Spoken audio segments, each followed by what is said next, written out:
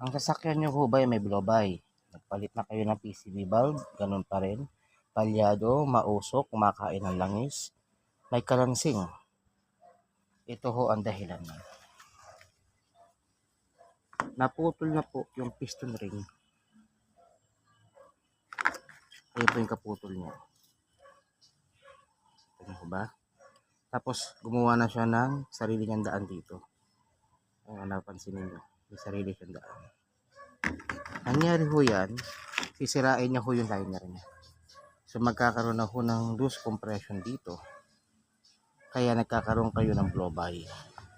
So, ito pa ho isa sa mga classic case niyan.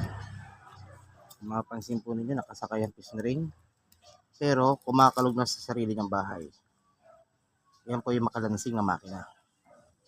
Okay, ito ho ninyo. Dapat ho yan, steady lang. Hindi nyo ito gumagalaw. Dapat ho hindi ganun yan. Mapansin ninyo, naputol na rin siya. Ayun o. Ayun, nakaputol o. Ganyan na ho. Ayun o.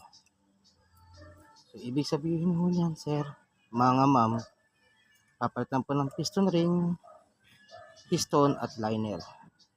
Dahil sa kagandahan naman ho nang nangyari sa may-ari ng sakyan na ito, okay pa yung kanya mga journal bearing.